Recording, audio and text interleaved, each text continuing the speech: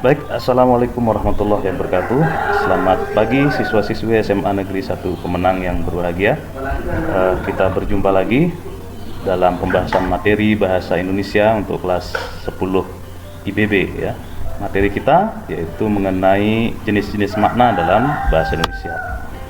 Pada pertemuan sebelumnya kita sudah membahas mengenai makna leksikal dan makna gramatikal. Hari ini kita akan lanjutkan untuk membahas mengenai makna denotatif dan makna konotatif. Nah, semoga kalian siap untuk menonton video ini dan selalu bersemangat ya, walaupun dalam kondisi kita menghadapi pembelajaran darurat untuk mencegah penyebaran virus corona. Makna denotatif dan makna konotatif ini didasarkan pada ada atau tidak adanya penambahan nilai pada makna dasar suatu kata. Penambahan nilai di sini ini maksudnya kesan ya. Ada tidak kesan yang muncul dari kata itu atau berupa pikiran penggunanya ya. Jadi makna konotatif dan denotatif ini yang membedakannya nanti adalah itu, ada tidaknya kesan lain yang lahir. Kalau ada berarti dia konotatif, kalau tidak ada berarti denotatif ya. Kemudian kedua jenis makna ini akan muncul ketika digunakan dalam suatu konteks kalimat ya. Jadi dia baru muncul kalau digunakan dalam berkomunikasi. Nah, kita jelaskan satu persatu. Makna denotatif ya, yang pertama makna denotatif ini adalah makna yang lugas, makna yang sebenarnya, makna yang berdasarkan konvensi kebahasaan. Konvensi maksudnya aturan kebahasaan. Kemudian dia bersifat objektif. Objektif itu bisa dicek. Gimana kita bisa cek? Di dalam kamus. Sehingga makna denotatif ini seringkali disebut sama dengan makna leksikal ya. Karena langsung bisa kita lihat di kamus. Kemudian makna denotatif ini tidak memiliki perubahan makna dari makna dasarnya atau makna yang sebenarnya. Semisalnya ini kita bisa cek di dalam KBBI. Misalnya ada kata mati, kata tewas itu bisa bermakna mati atau meninggal dunia. Jadi kata tewas itu bisa kita artikan mati atau meninggal dunia tanpa melihat ada konteks makna. Jadi dia maknanya tetap. Kenapa tidak ada konteks? Karena masih berupa kata, belum dimasukkan ke dalam kalimat. Jadi kalau sudah dimasukkan dalam kalimat, konteksnya pasti akan muncul. Nah, yang kedua ada makna konotatif. Makna konotatif ini adalah makna tambahan kepada makna denotatif. Jadi tambahan ini yang tadi kita sampaikan di awal, bisa berupa penambahan kesan, penambahan pikiran, atau tanggapan penggunanya. Ya, nah penambahan tersebut akan menimbulkan perubahan makna. Ya, perubahan makna ini lahir berupa perubahan nilai rasa ya, yang memengaruhi makna. Nilai rasa kan bisa positif, bisa negatif, bisa juga netral. Semisalnya yang positif, misalnya kamu mengenal ada kata tunarungu. Tunarungu bermakna positif. Bandingkan dengan kata budak. Budak itu lebih kasar sehingga nilai rasanya negatif. Kalau tuli dia bisa netral. Tuli artinya tidak mendengar. Jadi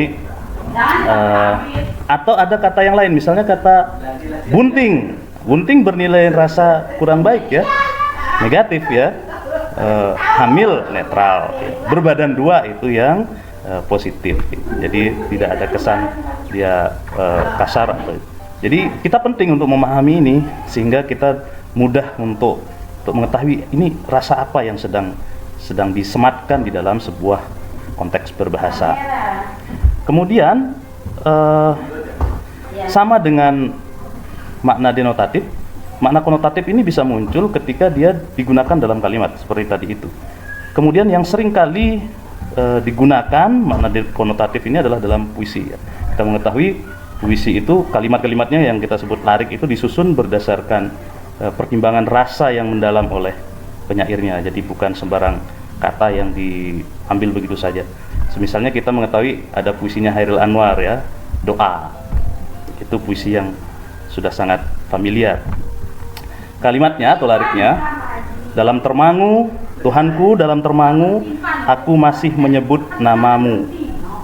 Kata termangu itu saja sudah bisa bermakna konotatif.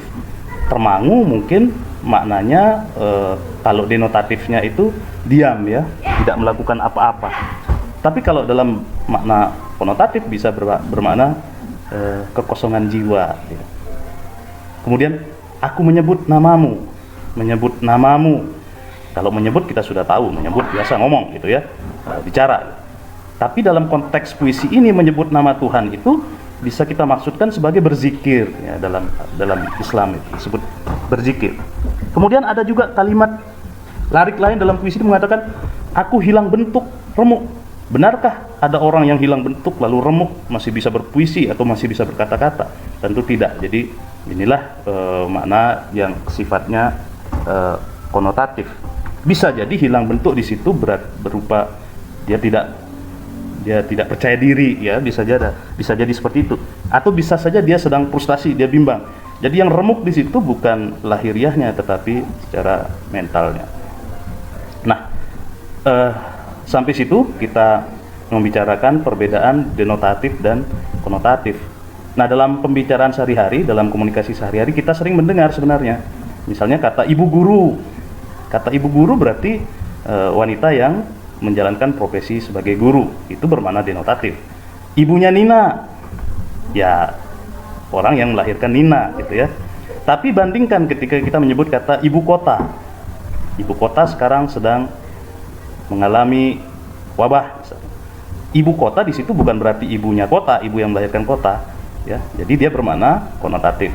Demikian juga misalnya kata ibu jari, bukan ibunya jari yang melahirkan jari-jari yang lain, tetapi di situ maknanya konotatif, jari yang lebih besar ya, disebut ibu jari. Jadi masih banyak lagi makna-makna konotatif yang sebenarnya sehari-hari kita sering dengar.